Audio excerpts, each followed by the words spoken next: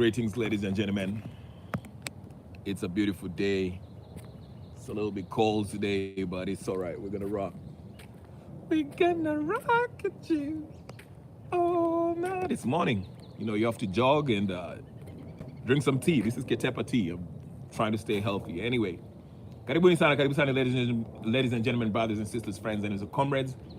I'm just going to be pacing around, drinking Ketepa tea, and having a discussion with you about what's going on Kenyan politics. As you know, as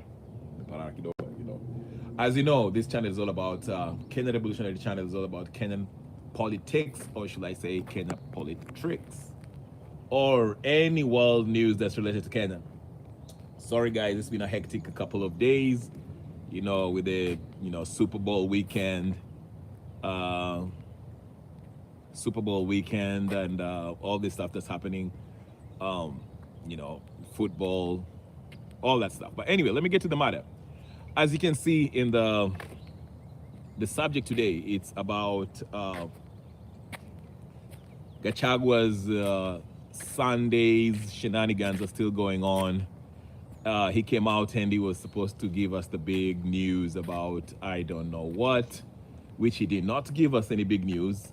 He told us that he'll tell us the way forward. Remember, he was going to tell the people, his supporters at least, to show them the way forward, where they're going next. I mean, if they're going to have a political party or whatever the case is. Then we shall also briefly review what has just transpired at Bomas, the so-called Raila prayers meeting that already was announced. Raila was supposed to have prayers. The ODM women, group. They had this prayers thing for Raila Odinga since he's going to AU. Again, my question comes in: why do you need to have your prayer meeting at Bomas? Can't you just do it at the comfort of your own house? Grab your friends, the bishops, and everything, and do it at home. But anyway, regardless, Raila had his prayer meeting. I shall also talk about that. And Ruto. We'll discuss Ruto. Yes, Ruto, the Kenyan president, who is losing his mind. Absolutely losing his mind after he was booed in Isiolo. Well, what did you expect, Mr. Ruto? What do you expect? They booed you, so why? Anyway, reports are 50 or 49 youths were arrested for booing the president. Yes. They're trying to come up with the trump-up charges like, being drunk. They were being drunk in public and causing, I don't know. They have a right to heckle, okay? They have a right to heckle. We'll get to that too. But I want to start with Gachagua. Let's start with Gachagua, okay? Gachagua. Let's start with Gachagua, ladies and gentlemen, brothers and sisters. If it's your first time here in this channel, please go ahead, subscribe, like, share, comment, and do all the good stuff as we continue give you what you need. Okay, I'll be back in the studio in a few weeks. Busy. Okay, but anyway, let's get started. Hit the like button if it's your first time again. Like, share, comment, and subscribe to the channel. All right, okay, let's get to Gachagua. So here's the thing. I've been telling you guys, Gachagua is a huge distraction to this whole movement that I've been telling people. He is a distraction. Unfortunately, a lot of people are buying into Gachagua's nonsense. This guy comes up every month. If you have noticed, it's always every month. Karibu sana one dem, tuko area. Aya nakuona one dem. Shi Mariam kwa Munyoro. Gachagua is a distraction. I'll tell you why. This guy comes in every month. He always have this grand meeting or grand announcement to make. Remember when it was during his new trial, when he was being impeached, when he took it to court. He announced that at the end of January, he will tell us the way forward, and all the youth came up and they were really, really happy try to hear what he has to say because they're looking for the way forward. They can't wait. Tell us, Gachagua, what's the way forward? Then he comes in January and he has that meeting and he tells us, I'll tell you guys at the end of, February or whatever. In February, I'll tell you. So, car is ready and it's the showroom. So anyway, so come February or whatever the case is, yesterday, okay, he was being hyped up. the media is hyping him up and they're talking about, okay, he's coming to tell us the way forward. Okay, what's going to happen? So there was huge anticipation of what the way forward is going to be, or whatever the case is. So come in, he has that interview, whatever it was, and he tells us, oh, I've prepared a party. I won't tell you the name of the party. Everything's okay. We have a constitution in place. I'm just waiting to talk to the Mijikenda and I don't know which other people. And then I will tell you the way forward in May. I mean,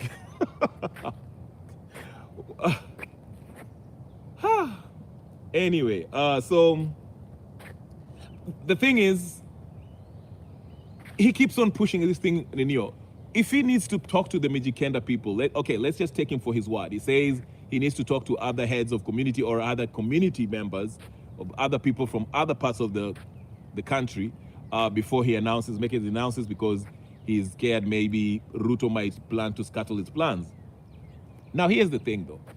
What difference will it make even if he mentioned the name of his party, the newfound party, registers it today and make it an announcement today, then tell us the way forward? I mean, if you announce your plan, okay, I don't know if it's a secret or what, but if you mention your plan, I don't see how Ruto, I mean, either way, whether you mention it in May or November or December or whatever the case is, if Ruto is planning to scuttle your plans, he will try to do it regardless whether you say it now or then. So what difference does it make?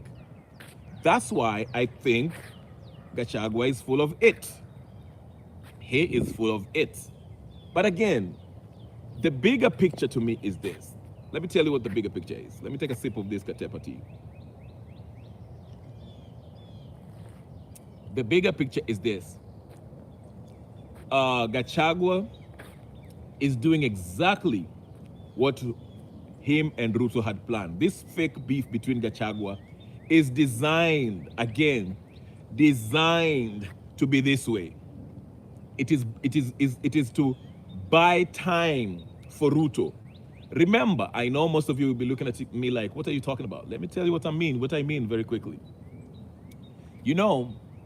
When Gen Z came out in June 25th last year, 2024, when they almost took out Ruto, again, this was a huge threat to the establishment, the people who like the status quo, the political elites, as we call them, okay? The deep state, or whatever you want to call it. I'm talking about the Kenyan context, okay? Because these young folks were saying, enough is enough. We're about to take these guys out. Enough is enough. We are not standing for this. We are taking them out.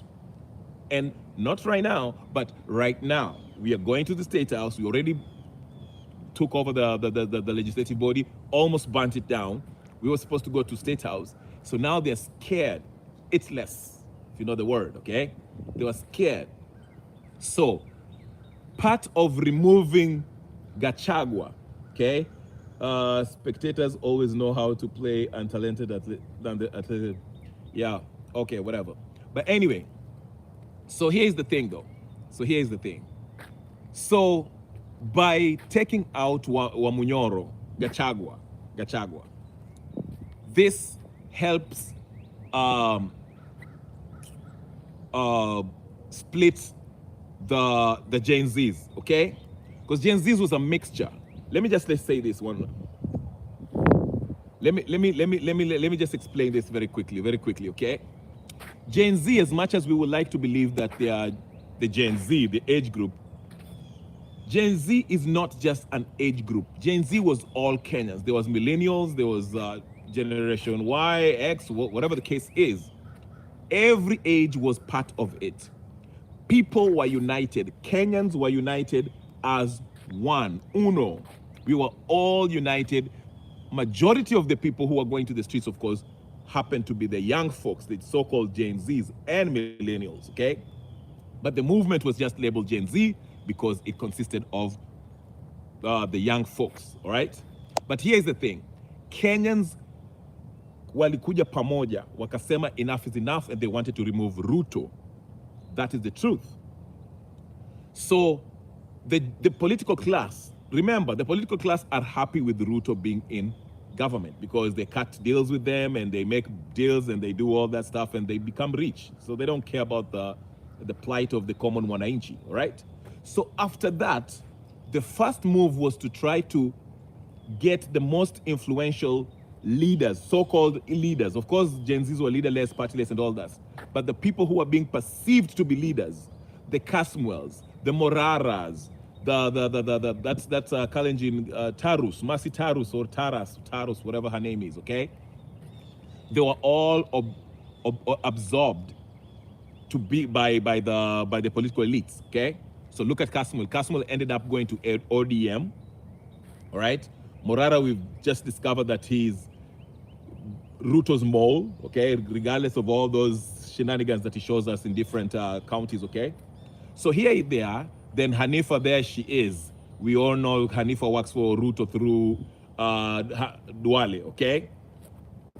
Mwangi, Boniface Mwangi, we know he's a paid shrill, okay? So you see how these guys were all captured. The people who were perceived to be leading this Gen Z movement were absorbed by the political class. So now they're toothless. If you look at them, what is Boniface Mwangi doing with his life? Why is he not posting, oh, let's go to the streets next week, okay?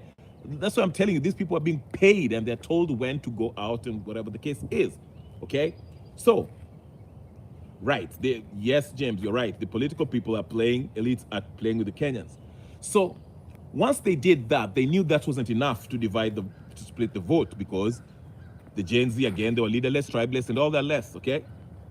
So they knew Gen Z are still strong. Even with the customers being bought, he's been now being called Msaliti and all that. Morara, after his shenanigans at whatever, when he lied that he was beaten up, whatever, his reputation went to the dogs, okay? Hanifa lost her, after we discovered, even that's why people don't even want her to be part of Omtata's presidential campaign, whatever the case is, exploratory committee. So you see, High Principal Kaur. So you see, once these so-called influential Gen Z perceived leaders, those within Gen Z who are seen to have more influence, were absorbed by the political class. That wasn't enough for the political elites to stop there. They went ahead and did this whole Gachagua impeachment, because now Ruto went on steroids, okay, in an barrage, attacked the Kenyan people by using tribal differences, okay? So the first thing he did was to get rid of Gachagua. Gachagua knew this was coming, and I'm coming to also this ruling that happened last week. The ruling that was made that were determined that actually Azimio are the majority. I'll come to that ruling because it's related to what is happening now. I'll show you how. Okay, so here it is. Let me take this sip of Katep again. So, Gachagua is known to be this guy who champions the Murima politics, okay? He is being looked at as the de facto leader of the Mount Kenya. Yes, Kenyatta was voted by the people as the Mudamaki, but Kenyatta, Uhuru that is, he rarely speaks, okay? And then when he speaks, he just makes a lot of news.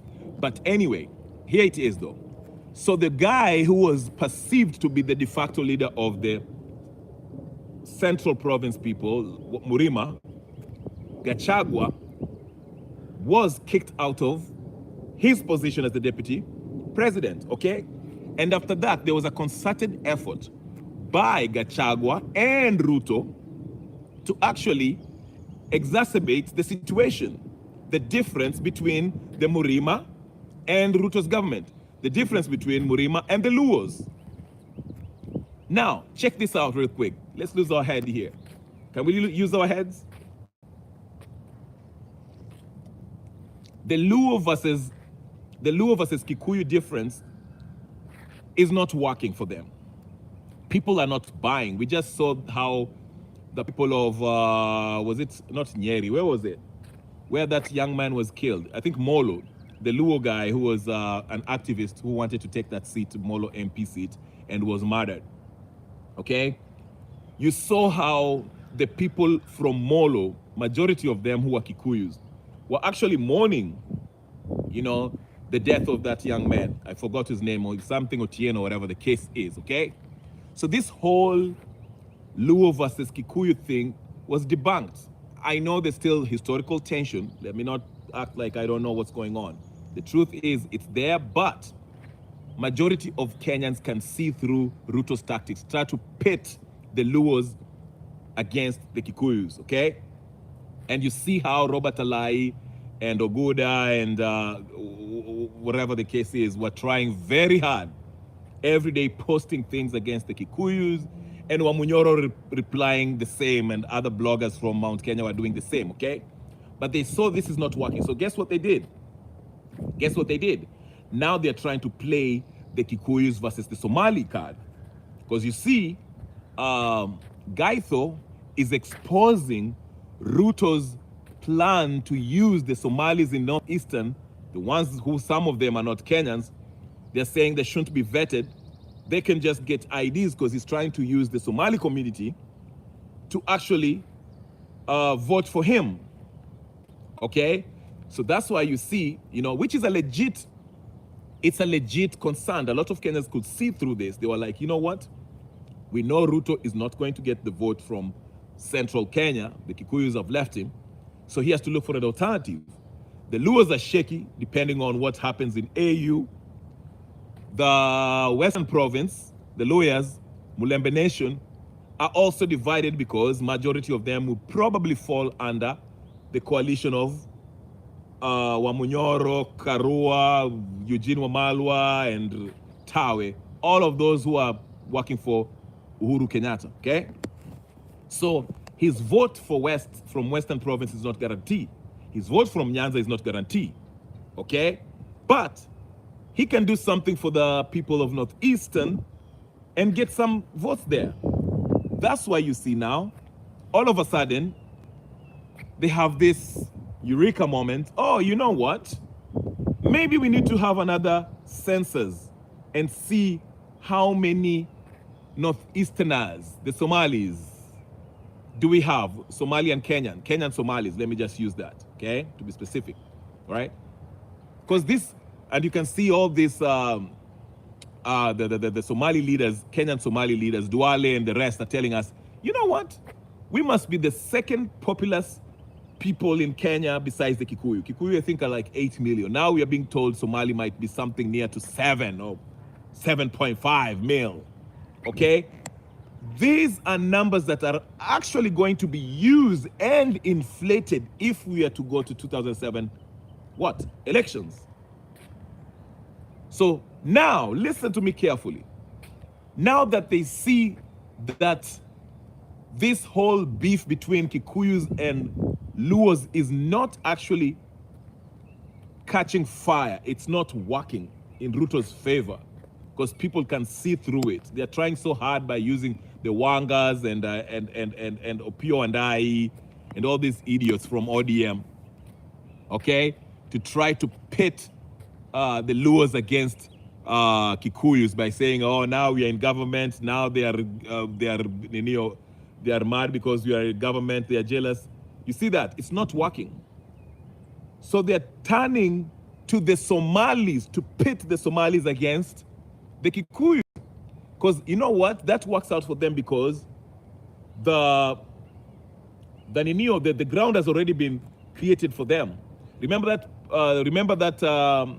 that ex-Mungiki guy who is in Russia somewhere. I forgot. He claims to be a pastor, but he was the first one who actually came to national television and said, you know, our biggest threat for us Kikuyus are the Somalis, because these guys are doubling up as far as, you know, wanapata watoto, and they are like owning businesses, and they're like really they're in the intelligence, they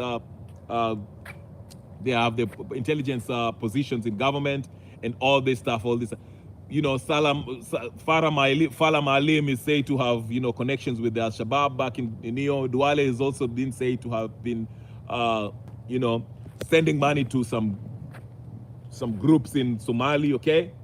So all this is playing a part in this make-believe rift between the Kikuyus versus Somalis, okay? Because the goal for Ruto is to find a group that will replace, a voting bloc that will replace the Kikuyus. That's why he has to engineer all these rifts between communities that he sees as potential allies, and of course, to go against the Murima, who he now says is his enemy. But the real thing, don't lose focus, guys. Don't lose focus. Gachagua is working together with Ruto. Don't ever get that twisted. Those two are working together. Because if you ask yourself, why did Gachagua come in on Sunday? The main news that was making news before Gachagua came out with his non-news-making media time, the 15 minutes he had for fame, the biggest news was the embarrassment of Ruto by the Isiolo people when he tried to talk and they were shouting him down, telling Wongo for everything that he was saying. Okay? That was the biggest news. And like I say, a president wants to be seen to have legitimacy, the support of the people. So if these clips of Ruto being shouted down by the people of Isiolo were making rounds, not only in Kenya, but rounds across Africa, rounds across the world, okay? People seeing that the president of Kenya has lost legitimacy amongst the people. The people are shouting him down, telling him he's a liar, telling him in his face. That's the biggest embarrassment a leader can ever face, especially the head of state, okay? It's a big embarrassment.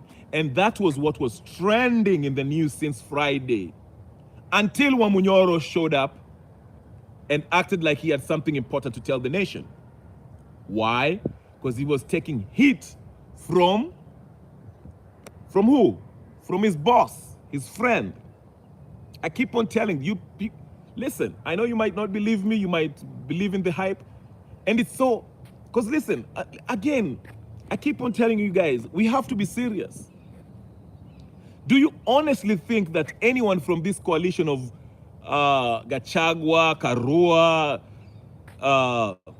Matiangi, Kalonzo,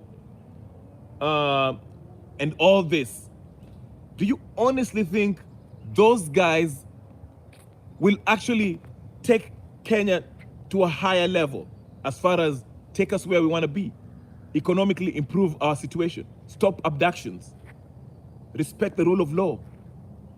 Do you honestly think that? Absolutely not. They're the same folks.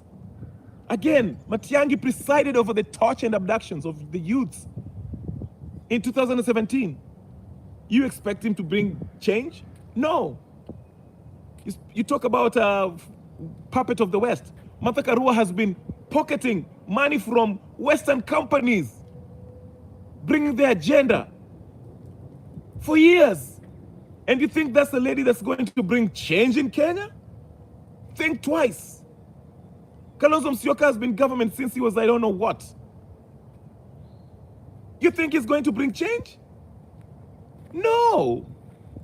Natembea, the guy was gunning people down in Rift Valley or wherever the case is, Trans Nzoia, under Uhuru's instructions.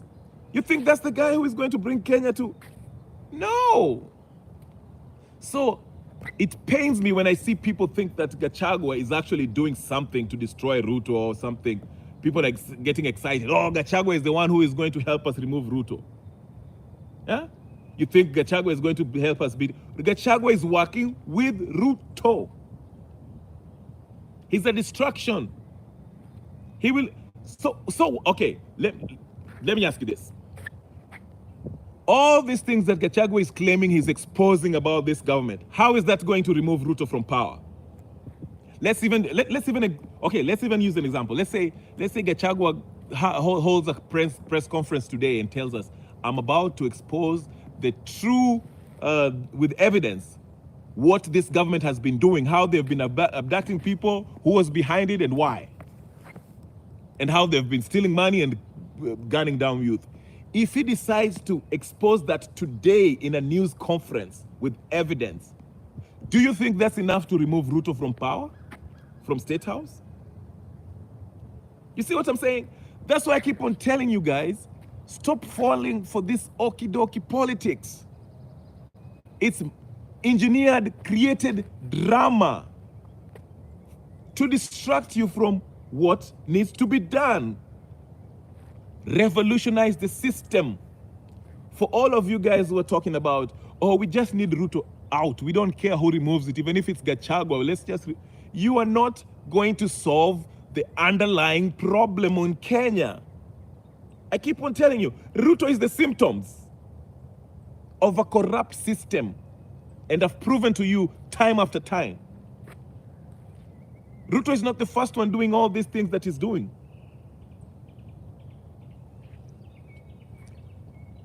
What's the difference between Ruto and Uhuru Kenyatta? They're ruling. There was abduction under Uhuru. There was extrajudicial killings. The economy was tanking. He was a Western puppet.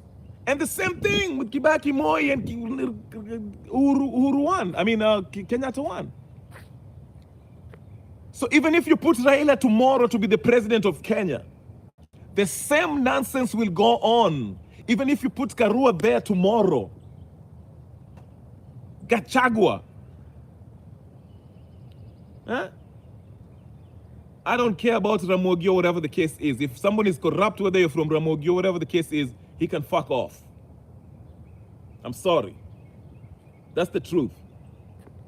All these criminals that are this criminal enterprise, Opoda the demonic movement, or ODM, what have they done for the Luo people? What has the Odinga family done for Ninio, for the Luo people? You know, some of you needs to be prayed for. I don't know who bewitched you. You keep on saying Raila Odinga. What has Anyang' Nyong'o done for the Luo people? What has Glad Wanga done for the Luo people? You just follow these people like an idiot. And then you complain. And you want people to feel sorry for you. When Uhuru Kenyatta was gunning down Luos in Kenyatta, in Kondele, okay? Why didn't you ask Raila Odinga, why did he shake hands with him? You know, some of you need to get slapped. You refuse to use your brain. Luos were being killed. Their bodies being dumped in River Yala by Kenyatta, Uhuru Kenyatta. When Luos, the same young Luos are the ones who are sacrificing their life, saying Raila mpaka apishwe.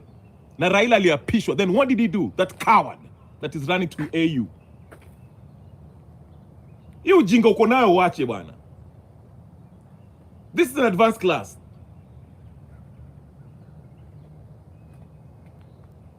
We can't come here and sijui ati Luo sijui nini. There's nothing about it. Yeah, tutacheza. All these people are corrupt. Whether they're Luos or Kikuyus or Kalenjin or whatever the case is, if they're corrupt, they're corrupt. And we are going to name them. Raila is nothing special. He's nothing but a con man. Just like Uhuru and Ruto and the rest of them. And Karua. That's why we should not play around when it comes to these issues. They're not special to, maybe special to you because you are lobotomized. So that's why I'm telling you, you have to change the system, not the personnel. Anyway, I'm sorry I got sidetracked for a minute. Let me get back to what I was saying. So what I'm trying to say is this. For all you people who think are getting excited about Gachagua's news, I see you people in other channels giggling like little kids. Oh, Gachagua is going to help. He's going to help us remove Ruto. Gachagua is not going to help you do anything. By the way, personally, I'm sick and tired of these Gachagua press conferences. If he has a personal problem with Ruto, please call Ruto, sit down and handle it with him. We don't care. about your little briefcase party, another briefcase party that will be used to siphon money from Kenyan people. Okay? That's why I'm saying that. We have to stop this game. So for those of you who are happy, oh, Gachagua is going to help us remove Ruto. No one leader shall help you remove Ruto. You have to come together, because once you come together as a people, that constitute what? A sovereign people. As it is defined in the Constitution, the power now is activated in you as a people, and you can boldly tell Ruto to get out of state house, because now you are a people, a sovereign people. We are a constitutional democracy, a rule by the people, democracy.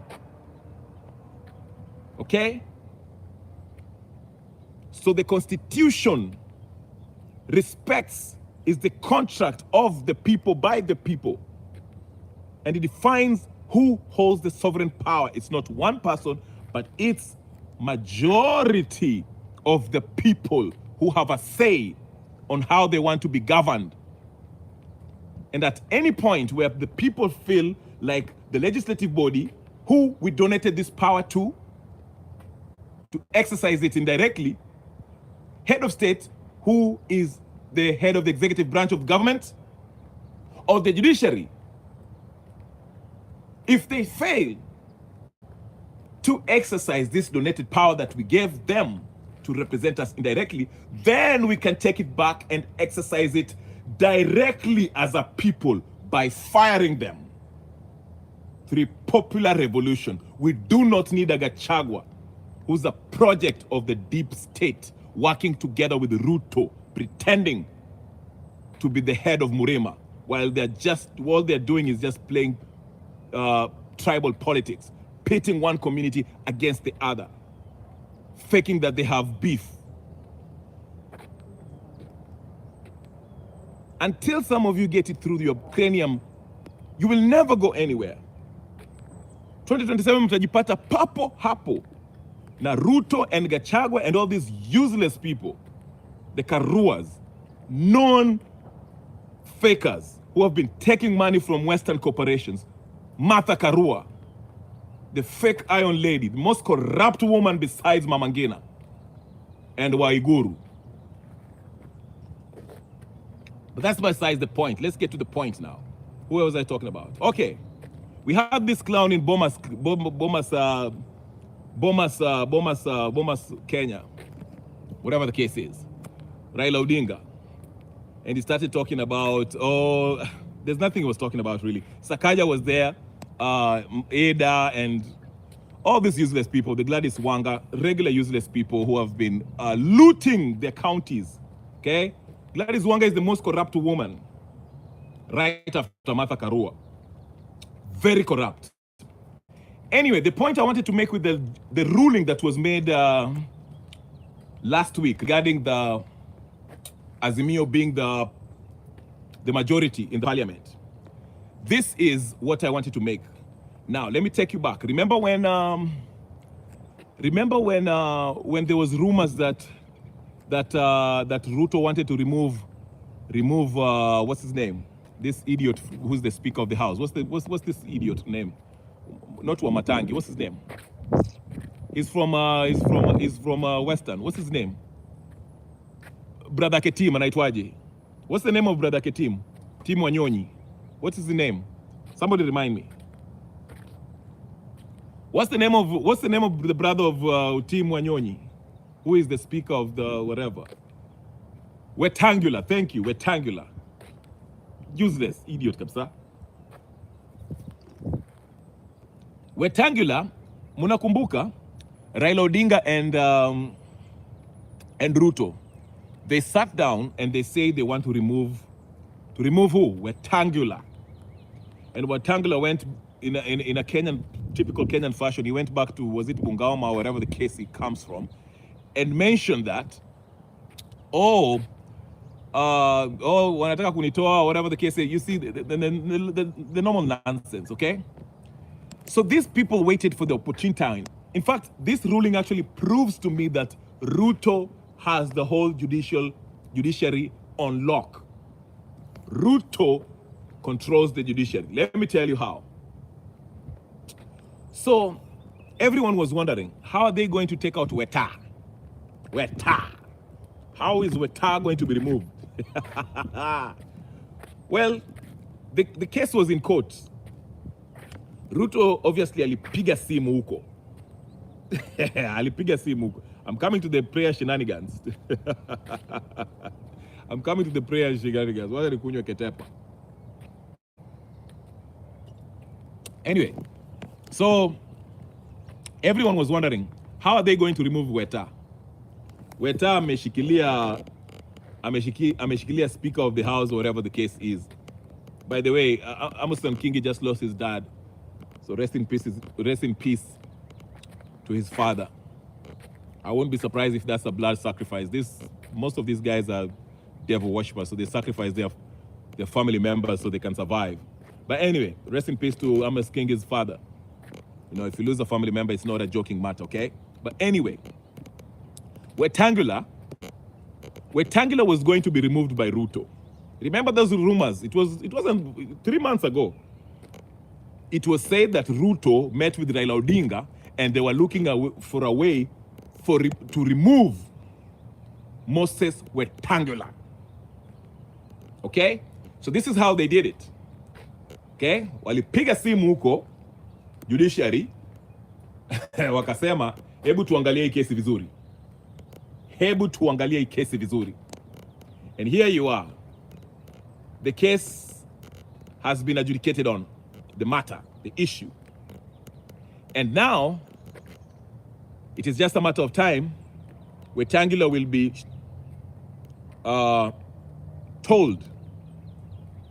informed that he is no longer the Speaker of the House, or whatever the case is, because by law, if Azimio are the majority, then Wetangula ceases to be the head. Okay? See how that works out? Do you see my point? Do you see my point? You see how slick they did it? They knew all along. Let me tell you something. Okay, let me just help you out, because you know some of you don't get it. They knew all along that Azimio had the majority in parliament. Okay, they knew all along. That was something that was known. Where Wetangula kafanya abracadabra, and we know what's up. We know the history. But Wetangula was being used kama sirwale by Ruto. You know, Wetangula was a useful idiot. Used, and now that Raila ameingia on the fold, they sat down and they settled on who they want to replace Wetangula position. And how are they going to do it without their hand being seen? You know, when they do these things, they try to hide their hand. Just like when they removed Wamunyoro, and it had to be Gladys Sholei came out and spilled the beans. Remember? So for them to do it, they have to do it in a way where their hands are not seen. So what they did is they actually made the call at the judiciary and say, okay, let's make the right choice this time. Do the right thing. Because either way, they know if the right judgment, if the law is interpreted correctly, Wetangula was to leave that position. So Wetangula is going to leave that position pretty soon, this week or next week. A lot is happening this week. So that's how it plays out, okay? And you'll start hearing Wetangula making a lot of noise and talking about blah, blah, blah, blah, blah. But anyway, let's get back to the prayers now today. There's really not much to talk about the prayer. I already made a video about this, the prayers. I ask, like many others ask, what is the need for Kenyans, ODM members, to meet in a public place like Bomas, wearing orange, okay, singing praises with bishops? Actually, those are crooks. Those are not bishops. Gathering, okay, ostentatiously, claiming to be praying for Raila. Oh, Bwana, yes. They didn't even use you remember, Do you know they didn't even use the name of Jesus when they were praying? That is one thing I was waiting to. Walisema kwa jina ya Baba, Mwana na Roho Mtakatifu. They never mentioned the name of Jesus. Remember? Anyway, that's besides the point. But anyway, what was the main aim of calling a public call to pray for an octogenarian who's very unpopular among the population, pray him to win the AU chair? What's the head of what is this? Let me break it down to you. Let me go deeper today. Can I go deeper? I'll go deeper. Pause. I'm not talking about, let me go deeper. This is an advanced class. Okay? This is my interpretation of what was happening today at the New York. On the surface level, you might be thinking, oh, this was wonderful. Raila is, anaombewa on whatever. But let me tell you the reason why Raila made it public, whatever. Because if you listen to his speech, actually, I just had a snippet of it. I didn't have time to listen to the whole thing. But here's what he said. He kind of highlighted how ODM how he has always won in elections. Okay? And on a personal, this is my personal interpretation. I might be wrong. Please correct me if I am. I don't care. Well, it's not a matter of correction. It's a matter of interpretation. So I can interpret it the way I see it. You can interpret it the way you see it. But here's how I saw it. When Raila was saying, in 2007, waliniibia, sijui 2007, sijui waliniibia, wamezoea kuniibia, something along those lines. He was saying basically, wako na tabia, hiyo ni tabia yao kuiba, ni tabia yao kuiba. So that begs the question, who was he referring to as hiyo ni tabia yao kuibia? Somebody answer me in the chat. When Raila said that statement, he said, ni tabia yao kuiba. Who was he referring to? I'm about to get deeper. Are you ready? I'm your political dietitian. I'm about to get deeper today on this issue. Did you guys hear that? No, so seriously, go look at what he was saying at that Neo, on that podium, when he was given the podium. Raila said it. Go check it out. Raila said, he highlighted how he lost in 2007, 2013, 2017, and he said, and 2022, I guess. And he said, hawa watu wako na tabia ya kuiba. Hawa watu. Who was he referring to?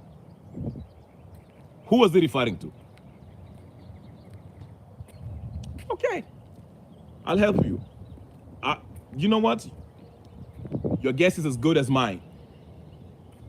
Your guess is just as good as mine. Now, let me take you back. This AU position, and I want you to do homework kidogo. Let me give you a small homework today for you to carry out. You can't come here and just listen. You have to do homework. Go look at the names that have been lined up for the deputy position, the assistant, because there's the AU chairperson, okay? There's the AU chairperson, and then there are names that are going to vie for the deputy, the assistant or whatever, the number 2 position, the person who is going to be deputizing his position. Because the rule is they have to be a woman, and they are going to be from North Africa. All of them, they're either from Egypt, Morocco, or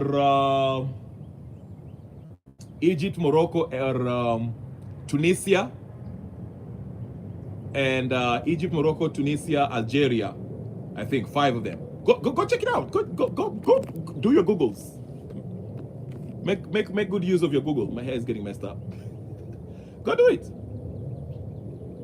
Yes, Deputy President. Is it Monique is of now. I'm talking about on Saturday, the new one that's going to come in. I'm talking about the one that's going to come in, because they're going to have a deputy too. It's not going to be that name. The whatever from South Africa, I think I think her term also ends on Saturday, whatever the case is. Go look at it. colonialists and their daughters. Really? Really? From North Africa. Thank you, one day. It's going to be North Africa. What language does North Africans speak? What language? I mean, they have their EDB dialects, but let me just help you. Let me just break it down. They speak Arabic. Right?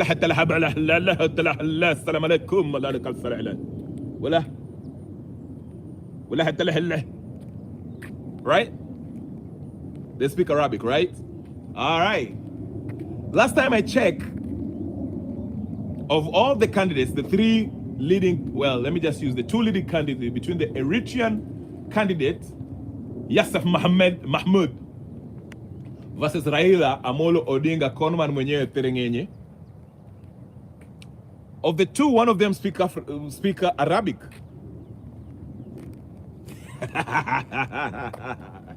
One of them speak Arabic. One of them speaks Arabic.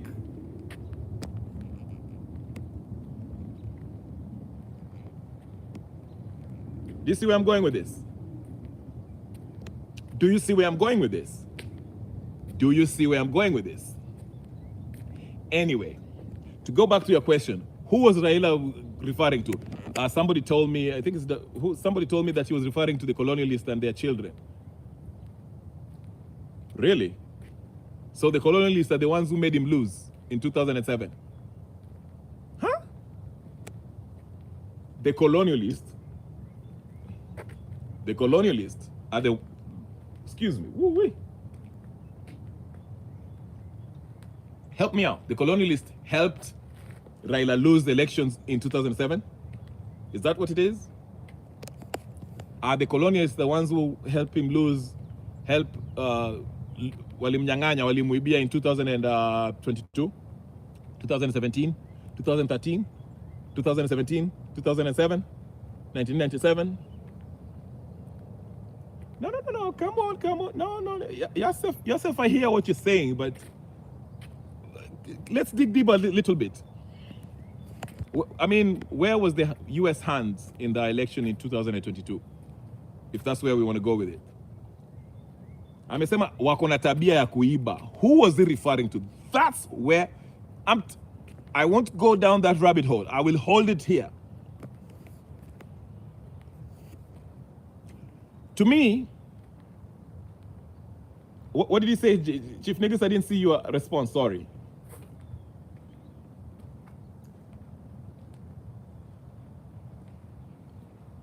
Right. But anyway, to me, to make a bigger point that I want to make actually about this whole prayer meeting by Raila Odinga. I've said it on my video. Raila wants to stay relevant. Write this down. Raila, I said Raila was referring to Yes, Chief Niggas. Yes. You know why? Let me tell you something. Let me tell you something, people. In 2027, Raila Odinga will be involved in that elections. I don't know if he's going to be a candidate or he'll be a prime minister by then or some sort of something in the government. This man is not planning on going to AU. He's not. Because even his speech at that prayer meeting, whatever, it had very little to do with AU. I mean, if I was the one, okay, let's say if I was Raila Odinga and there was a prayer meeting for me, whatever the case is, number one, I would assume that the whole of Africa is watching what I'm doing, okay? Or these heads of states, not the whole of Africa, but the heads of states who are going to cast their vote. And I will address the crowd as if I'm addressing the whole of Africa, outlining my plans and what I pray should be implemented for Africa, for a better Africa, as the top diplomat of African continent, okay? That is what I would be doing if I'm given the opportunity to speak and say, I'm praying for this A, B, C, D, D, D to happen, okay? All right? If anything, I will even touch the issue that everyone is talking about in the African continent, the Congo issue. I will touch that one a little bit. Ndio iende viral, watu waone Kagame aone vile nimesimamia wapi na Ramaphosa, okay? But no, that's not what he did. His focus in the brief speech that he gave seems to be more packaged for the local crowd in Kenya. This was a packaged, short speech that was directed at the Kenyan audience, not the African continent, not the African heads of state. Not a speech that not a speech that is given by a candidate running for the biggest diplomatic post in Africa. It was a speech meant for the Kenyan audience. Right or wrong? Right or wrong? Okay. All right. If you disagree, that's okay. If you disagree, that's okay. That's okay. It's democracy. You don't have to agree with me. So, it's okay. It's okay. So yeah. So what I'm trying to say is this. I highly suspect that Raila knows he's not going to win for the AU seat. He is going to be here with us, Kenyans, up to 2027. He will be part of it. Let me draw another parallel. Kibaki, I've been saying this, Kibaki in the second year of his administration, where things went left after he reneged on his deal with Raila Odinga on LDP or whatever the case is, and everybody else, and fired everyone. Okay? In 2005, November 2005, November what? November 2005. Something happened in 2005. November 2005. There was a referendum.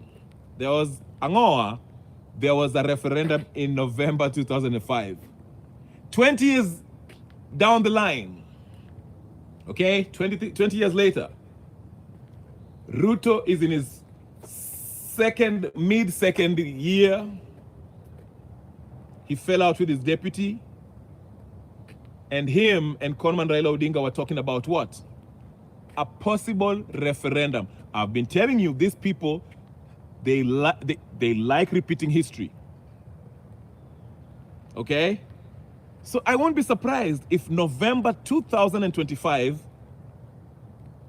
there is a call for referendum. Here's the play. Here's the gameplay. Can I give you the gameplay? Let me get the game plan real quick. Can I give you the game plan? Because I want to keep this into 1 hour. It's like 52 minutes, okay? Here is the game plan. Here's the game plan. Let me break it down for you real quick. Please hit the like button and subscribe if you haven't subscribed. Let me give you the gameplay real quick. Ruto is absolutely unpopular. I don't have to remind you on that, okay? Okay? He needs help. He tried to bring the Luo Nation. The Luo Nation are not exactly with him. They're not as enthusiastic as he thought they will be. I mean, everybody knows. Don't be fooled by Wanga and all these idiots that have been talking about, I don't know, joining the government. Nobody is excited about that. The people are not excited about Ruto's regime, okay? Regardless of whether Raila Odinga is in broad-based government or not. That's a fact, okay? Now, he knows, even with this plan ya kuchukua Somalia wa kupatia ID, is not going to work. Kenyans are not boarding. Kenyans are not boarding. It has been exposed. Trying to pit one community against the other is not working. It's not. It's not. Okay? So Ruto is stuck. And he knows one thing is about to happen. One thing is facing him, and he knows it's going to happen whether he likes it or not. Whether he likes it or not, 2027, Ruto will be going home. That's something that's very clear. He knows it. That is something that he knows it. Sai kazi ya Ruto is to try to figure out a way of how to legitimately steal the elections. That is what he's trying to do. He's looking for a legitimate way of stealing the election. Amejaribu njia mbinu zote. Ameenda kwa Mulembe Nation wakamwambia tawe, akaenda kwa Luo Nation, Wajaluo wakamwambia dawe. Dawe is like the Luos that live near the border with Luyas. They say dawe. The people from Kenya, whatever the case is. Yeah. Okay. He's going to the Somalis. Somalis now are going to turn against him because of what? The thing that is happening in Isiolo. Anasema ati wanauza madawa. Na wanasema ati sijui, you know, he's detaining the 49. So the Somalis are not also going to board with him because Somali are looking forward. Somali are trying to be Kenyan Somalis. You know, the Kenyan Somalis always feel like they're not part of Kenya.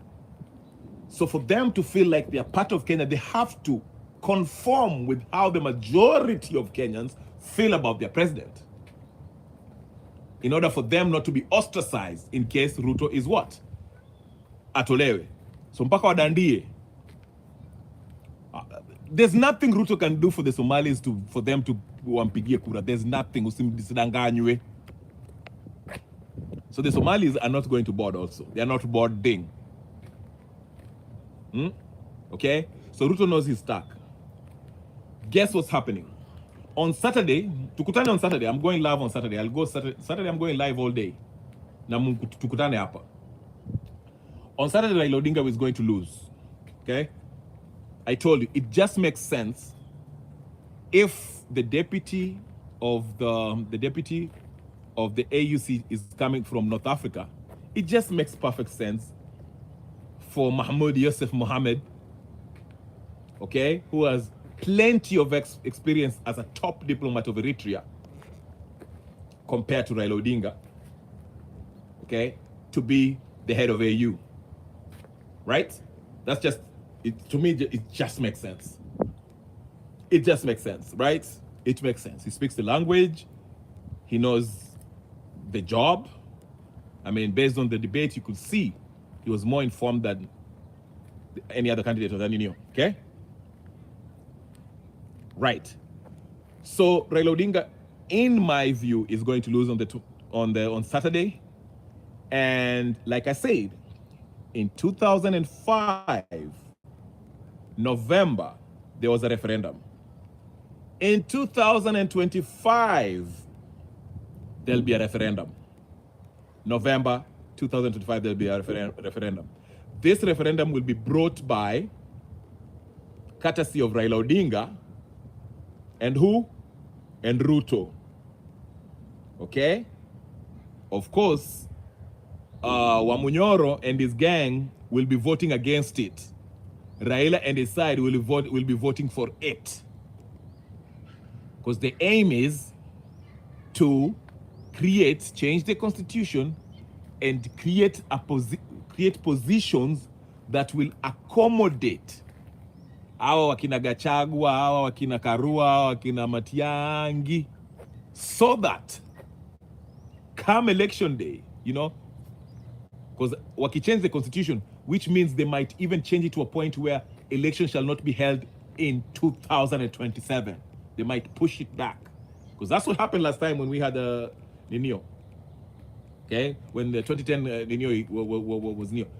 Let me correct myself. 2005, when there was Nino for the Nino, when Chungwa versus Bananas, the Bananas lost. Okay? The Bananas lost. So here's what I'm saying. The reason why Ruto will see the need of supporting this constitutional change, it will help him buy time to stay in power longer. Because if you were to go to the ballot immediately, he's going to lose. So he will join hands with Raila Odinga and Nani, Kalonzo Musyoka. You remember Kalonzo? Don't forget about Kalonzo. Kalonzo is the one who signed that NARGO report. Because I'm reminding you again, part of the recommendations of that NADCO report, which is still being implemented to this day. You still don't know. Go read it. Go find it. The next step was to do what? To change the constitution. But they're going to wait until Raila akisha lose AU. So Raila will come back. Atakuwa amejifanya amekasirika and he will start. Sinumeanza akianza kuzungumza saa hizi. And Ruto will see the need, will desperately need Raila to help him in this campaign to change his constitution so that it will buy Ruto some time, because hii constitution that I change ndio izidi kupatia Ruto muda mrefu until the next election. Okay? Because let's say what I change waseme the next election will be held in 2029 or 30. Ruto remains the president. Gachagua becomes the head of government. Raila becomes the prime minister. Uhuru becomes, I don't know what, top diplomatic, I don't know, Musalia Mudavadi. You see what I'm saying? It is only to help them stay in power and to help Ruto stay in power for long, okay? Anyway, ladies and gentlemen, brothers and sisters, friends, and comments, it's been 1 hour. I'm still drinking my ketepa tea, and I'm glad you guys are here. Please go ahead and hit the subscribe button, like, share, comment as we continue this discussion. I'll be here later on, maybe today or tomorrow. We shall have another live station. Again, share this live on your chats, your private political chats, your WhatsApp chats, I don't know, all the TikTok, Facebook, X, and all that stuff. WS Banker, nice seeing you. Ayaga, nice seeing you. Chief Negus, nice seeing you. Pritpal Kaur, nice seeing you. Everybody else, nice seeing you guys. This is Canada Revolution. I'll see you later. Peace and blessings.